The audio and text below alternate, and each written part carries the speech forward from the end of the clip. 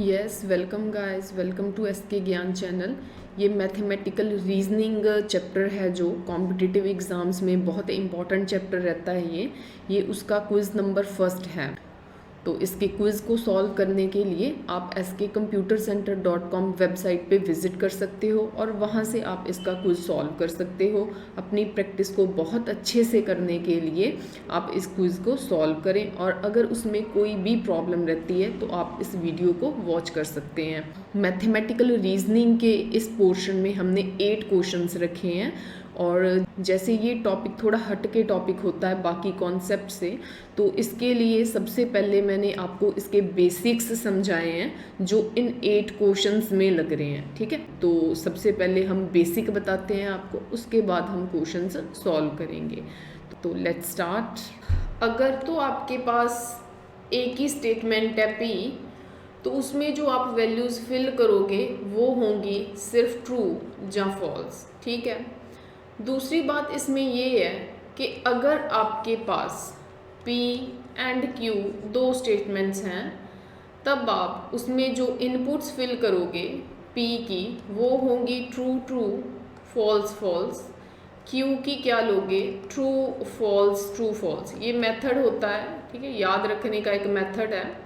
ठीक है, तो अगर तो वहाँ पे स्टेटमेंट्स P Q R हैं, ठीक है, इसमें स्टेटमेंट क्या थी? इसमें स्टेटमेंट थी सिर्फ P स्टेटमेंट थी। इस स्टेटमेंट के अंदर कुछ भी कहा जा सकता है। फॉर एग्जांपल कि ये एप्पल है, फॉर एग्जांपल कि ये प्राइम नंबर है। इसमें स्टेटमेंट P एंड Q है, इसमें स्टेटमेंट P Q R है। ठीक है, अगर आपको वन स्टेटमेंट की बात करनी है तो सिर्फ ट्रू फॉल्स लोगे। अगर आपको दो स्टेटमेंट्स की बात करनी है, 2 बार ट्रू लोगे, 2 बार फॉल्स लोगे। क्यू में आप ट्रू फॉल्स लोगे। ठीक है, लेकिन अगर आपके पास 3 स्टेटमेंट्स हैं तब आपको क्या करना है? याद कैसे रखेंगे हम इस चीज़ को कि 2 ही तो काम होने हैं, या ट्रू या फॉल्स। ठीक है, तो 2 काम हो गए। इसमें क्या है? इसमें मैंने P में भी मैंने 4 इनपुट्स दिए हैं, 1 2 3 4। Q में भी 4 दिए हैं। याद कैसे रखेंगे? देखो भी, 2 तो आना ही आना, क्योंकि इसमें 2 आया। 2 के रेज़ टू पावर 1 था बेसिकली। 1 क्यों था? क्योंकि एक ही स्टेटमेंट थी वहाँ पे। ठीक है, वो 2 हो गया। इसमें 2 तो आना ही आना है। स्टेटमेंट्स कितनी है? स्टेटमेंट्स कितनी है? एक P स्टेटमेंट है, Q स्टेटमेंट है, तो उसके रेज़ टू पावर 2 आ गया, तो क्या बन गया? 4। दैट्स वाई आपको एक में 4 इनपुट्स फिल करनी होती हैं। इसमें क्या है? 2 तो आपको लिखना ही लिखना है। उसके रेज़ टू पावर क्या डालोगे? कितनी स्टेटमेंट्स हैं? 3, तो उसके रेज़ टू पावर 3, तो आंसर क्या आ गया? 8। तो अब आपको P में भी, Q में भी, R में भी 8 इनपुट्स फिल करनी है। वो कौन सी होगी? याद कैसे रखेंगे? इसमें 2 ट्रू थी, 2 फॉल्स थी। ठीक है, फिर ऑल्टरनेटिवली ट्रू फॉल्स। इसमें पता क्या करो, आधा आधा काम कर दो। इसमें भी तो आधा आधा ही किया ना काम, आधा आधा किया ना, अब भी आधा आधा कर दो।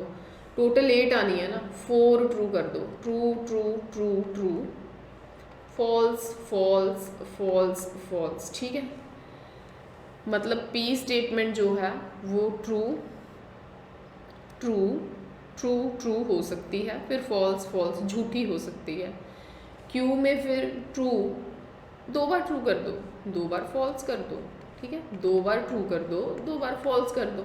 अब R में, अब R बेचारा true false true false true false true false. ठीक है, ये रहती हैं इनपुट्स। अब इनकी आएंगी आउटपुट्स। उसके लिए आपको ध्यान में रखने कनेक्टिव्स। ठीक है, तो वो कनेक्टिव्स कौन से होते हैं वो देखो। तो P डिसजंक्शन Q में आपको एक चीज़ ध्यान में रखनी है, वो क्या? उसमें ट्रू स्ट्रॉन्ग रहता है। ठीक है, ट्रू जो होता है वो अपनी पावर दिखाता है। कहने का मतलब, मैंने 2 स्टेटमेंट्स लिखी हैं, एक P एक Q। P के अंदर आप true true false false fill करोगे, Q के अंदर ट्रू फॉल्स फिल करोगे। क्योंकि डिसजंक्शन है, तो डिसजंक्शन के लिए मैंने आपको बोला कि ट्रू जो है वो अपनी स्ट्रेंथ दिखाता है, तो दोनों ट्रू है, तो उनका जो डिसजंक्शन है वो ट्रू रहेगा। मैंने कहा ट्रू स्ट्रॉन्ग होता है, तो फिर ट्रू फॉल्स का क्या बनेगा, ट्रू ट्रू रहेगा, क्योंकि ट्रू ने अपनी स्ट्रेंथ दिखानी है। फॉल्स ट्रू में कौन रहेगा, ट्रू रहेगा। फॉल्स फॉल्स में ऑब्वियस है ट्रू है ही नहीं कोई, तो क्या रहेगा, फॉल्स रहेगा। ठीक है, आपको डिसजंक्शन में ये चीज़ का ध्यान रखना है कि कौन स्ट्रॉन्ग रहता है, डिसजंक्शन में कौन स्ट्रॉन्ग रह जाता है। अगर ट्रू आ गया तो उसने अपनी स्ट्रेंथ दिखा देनी है। तो इसी के साथ अगर हम बात करें P कंजंक्शन Q की, उसके लिए जो फॉल्स होता है वो बहुत स्ट्रॉन्ग काम करता है, वो अपनी स्ट्रेंथ दिखाता है। ठीक है, वो कैसे, जैसे P के अंदर है true true false false, Q के अंदर है ट्रू फॉल्स ट्रू फॉल्स। ठीक है, तो P कंजंक्शन Q के अंदर फॉल्स ने अपनी स्ट्रेंथ दिखानी है। ये दोनों ट्रू है तो ट्रू रहेंगे, ये दोनों में एक फॉल्स है तो वो फॉल्स अपनी स्ट्रेंथ दिखाएगा, फॉल्स है तो फॉल्स अपनी स्ट्रेंथ दिखाएगा, दोनों फॉल्स है तो ऑब्वियस है फॉल्स अपनी स्ट्रेंथ दिखाएगा। ठीक है, एक इम्प्लीकेशन होती है। ठीक है, इसे इफ़ स्टेटमेंट भी कहा जाता है। इसमें क्या होता है, ऑब्वियस है दो स्टेटमेंट्स हैं, एक P है एक Q है। P के अंदर आप जो स्टेटमेंट्स फिल करोगे वो होगी ट्रू ट्रू फॉल्स फॉल्स, और Q के अंदर जो होगी वो होगी ट्रू फॉल्स ट्रू फॉल्स। तो P इम्प्लाइज Q क्या होगा, आपको इसके लिए मैं एक मेन मेमोरी टिप बताती हूँ। जो चीज़ यहाँ तक पहुँचती है, फॉर एग्ज़ाम्पल मतलब अप्रोच करती है, आप इस साइन को ध्यान से देखो, जो P है वो कहाँ तक पहुँच रहा है, किस में कन्वर्ट हो रहा है, Q में कन्वर्ट हो रहा है। ठीक है, इस चीज़ को आप ऐसे देख सकते हो, तो इसको भी ऐसे समझ लो कि यहाँ पे जो आपने आउटपुट्स लिखनी है, जैसे ट्रू ट्रू तक पहुँच रहा है, कहाँ तक पहुँच रहा है, ट्रू तक, तो उसका आंसर ट्रू रहेगा। ट्रू फॉल्स तक पहुँच रहा है तो उसका आंसर क्या रहेगा, फॉल्स रहेगा। फॉल्स ट्रू तक पहुँच रहा है तो उसका आंसर जो है वो ट्रू रहेगा। फॉल्स फॉल्स तक पहुँच रहा है तो ये एक दूसरे को कैंसिल कर देता है, इसका इफेक्ट फॉल्स फॉल्स को पहुँच रहा है तो वो उसका इफेक्ट कैंसिल कर देता है, वो क्या हो जाता है, ट्रू हो जाता है। ठीक है, इसके साथ आप ये डबल इम्प्लाइज का साइन है, if and only if statement होती है। इसके क्या रिजल्ट्स रहते हैं, P Q दो स्टेटमेंट्स हैं, ऑब्वियस है P में पुट करोगे true true false false, Q में पुट करोगे ट्रू फॉल्स ट्रू फॉल्स। तो P डबल इम्प्लाइज Q है, इसके अंदर आप फिल करोगे। इसका रिजल्ट क्या कहता है, ये कहता है P Q तक पहुंच रहा है, Q P तक पहुंच रहा है, इसका यही मतलब है। ठीक है, तो कहने का मतलब कि इनकी आउटपुट यहाँ पे रिजल्ट जो रहेगा वो क्या रहेगा, वो रहेगा अगर ये दोनों ट्रू हैं, ठीक है, मतलब ये इस तक पहुँच रहा है, ये इस तक पहुँच रहा है, दोनों की सेम नेचर है कह लो, तब वो ट्रू रहता है। ठीक है, इसमें सेम नेचर है, एफ एफ तक पहुँच रहा है, एफ एफ तक पहुँच रहा है, सेम नेचर है दोनों की, तब भी ट्रू रहेगा। लेकिन ट्रू फॉल्स तक, फॉल्स ट्रू तक ये ट्रू नेचर नहीं होती, ये फॉल्स बन जाता है। फॉल्स ट्रू तक है, ट्रू फॉल्स तक है, ये फॉल्स होता है। ये कुछ मेमोरी टिप्स हैं आपको याद रखने की, शॉर्टकट कीज आपको बताई हैं। You have to remember these to solve the questions. एक नगेशन होता है, नगेशन क्या होता है, नगेशन को इस सिंबल के साथ डिनोट करते हैं। तो अगर ये नगेशन P के आगे पड़ा है, तो अगर P की इनपुट्स जो हैं वो ट्रू फॉल्स हैं, तो नॉट P की जो रहेंगी वो क्या रहेंगी, ट्रू जो है उसका नगेशन कर दिया जाता है, वो फॉल्स बन जाता है, जो फॉल्स है वो ट्रू बन जाता है। ठीक है, इसे नगेशन बोलते हैं।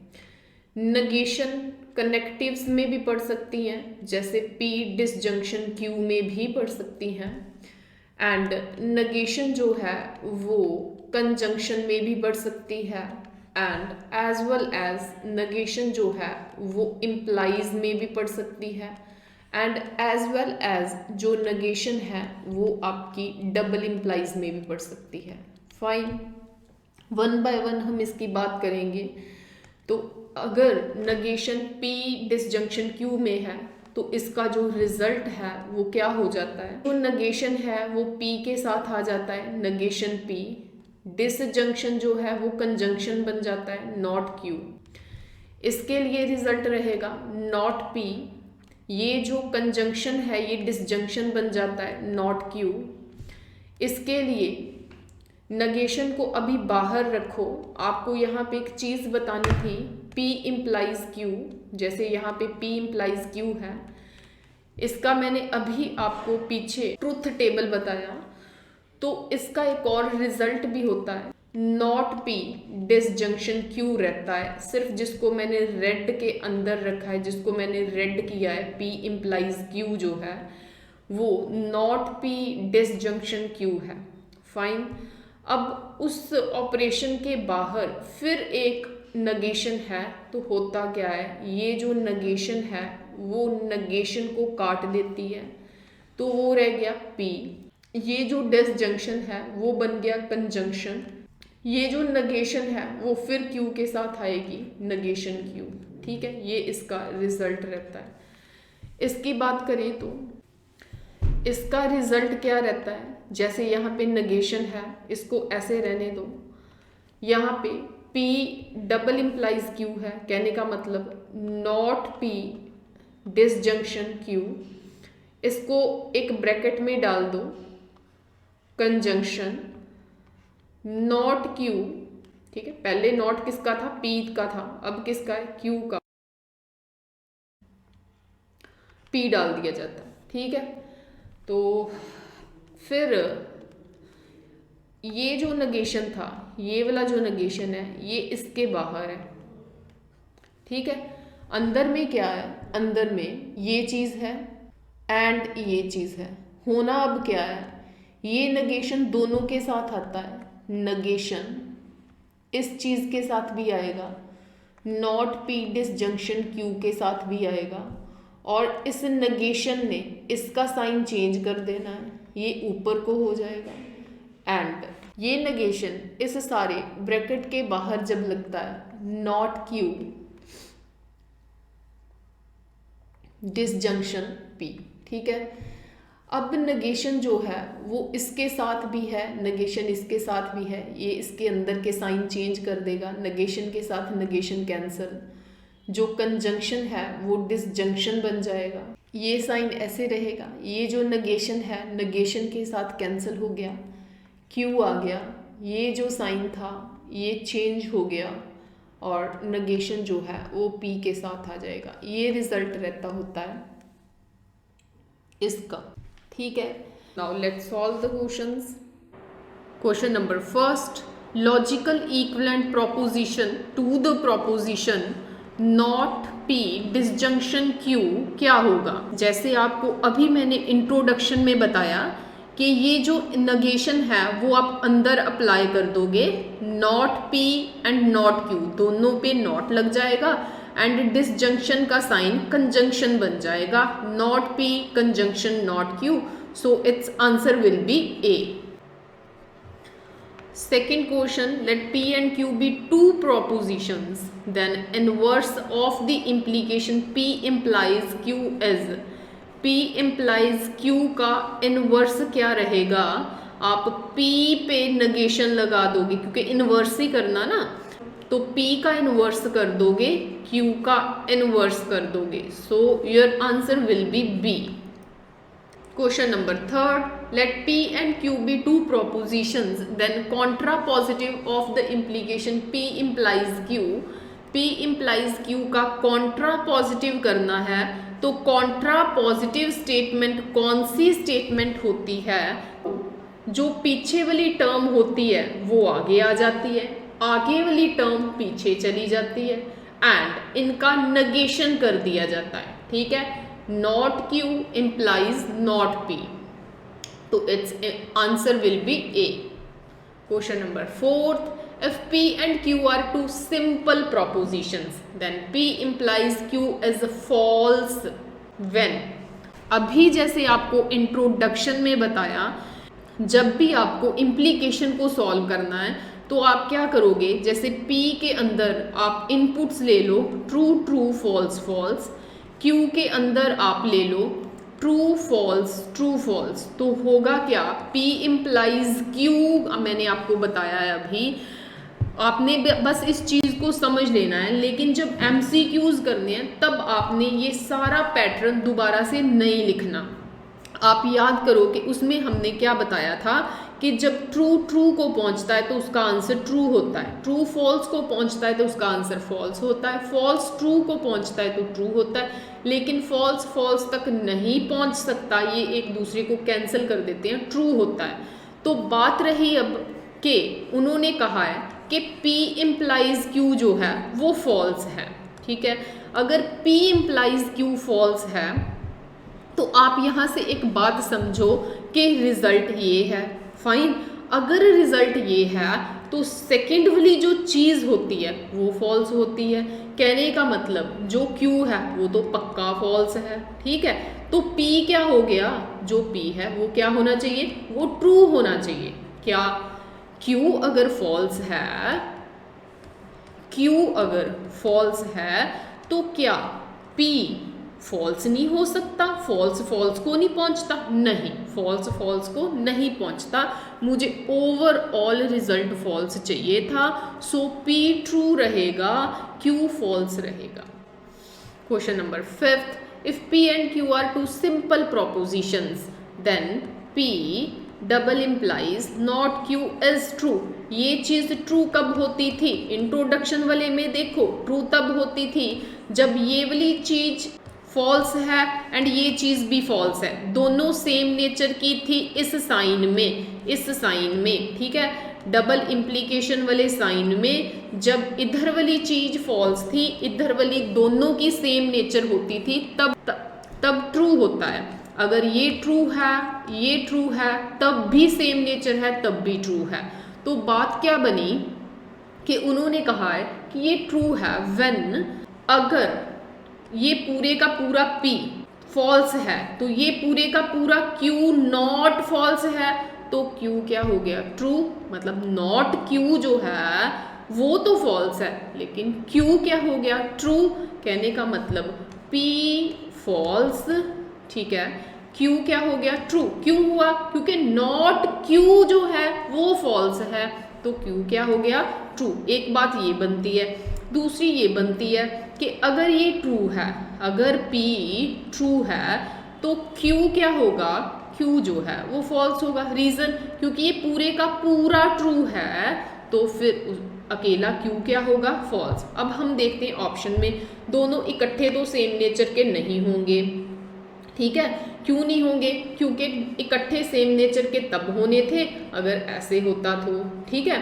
तो यहाँ पे both P Q are false, नहीं, ये तब होना था अगर ऐसा होता तो P फॉल्स Q ट्रू, ये चीज़ ठीक है, तो C ऑप्शन रहेगी, ठीक है।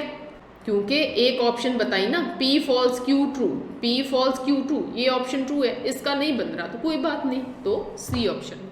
Question number 6, for any 3 proposition P Q and R the proposition this is true when. ये पूरी की पूरी चीज़ हमें ट्रू चाहिए, इसका मतलब ये चीज़ एंड ये चीज़ ये दोनों ट्रू हैं। क्यों ट्रू हैं, क्योंकि कंजंक्शन में बताया मैंने आपको इंट्रोडक्शन वाले पेज में कि ये चीज़ जो है मुझे क्या होनी चाहिए, ये चीज़ ट्रू तब होगी अगर ये ट्रू है, ये ट्रू है। क्योंकि याद करो, अगर ये दोनों में से एक फॉल्स हो गया, दोनों में से एक फॉल्स हो गया तो पूरा रिजल्ट क्या हो जाना, पूरा रिजल्ट तो फॉल्स हो जाना। अब मैं अकेला इस चीज़ को देखती हूँ, ठीक है।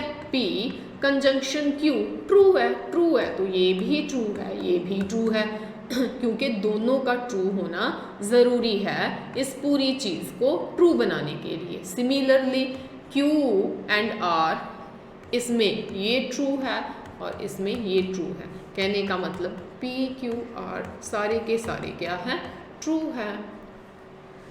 B option is the right option. If P and Q are two propositions, then not of P double implies Q is let's solve this question. Negation है उसको ऐसे रहने दो, अंदर वाली चीज़ का लिखो, अंदर वाली चीज़ पे आएगा भाई not P disjunction Q, bracket में डाल दो पी डिसजंक्शन नॉट क्यू, ठीक है। अब नॉट पी जो है नेक्स्ट क्या करते हैं, ये जो बाहर पड़ा ना ये है ना, ये अंदर जाएगा, ये इसके पास भी जाएगा, क्लियर है, इसके आगे भी लगेगा, इसका साइन चेंज हो जाएगा और इसके सामने भी लगेगा बाहर जाके, ठीक है। तो ये चीज़ आपकी बनी not of not P disjunction Q, sign change हो गया, ठीक है, not of P disjunction not Q, ठीक है। ये जो साइन है अंदर वालों का साइन चेंज करता है, P डिसजंक्शन को कंजंक्शन नॉट क्यू, ठीक है।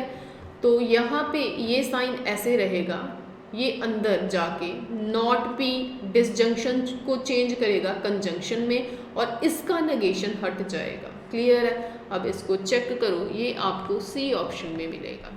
क्वेश्चन नंबर 8, यहाँ पे ये जो साइन पड़े हैं ये सेम है एज वेल एज यहाँ पे जो ब्रैकेट पड़ी है, ठीक है। तो ये ब्रैकेट लास्ट दो पे पड़ी है, ऐसे भी तो हो सकता है कि ये ब्रैकेट पहली दो पे पड़ जाए, लास्ट वाला एज सच रह जाए, ठीक है। तो आपका आंसर रहेगा बी ऑप्शन।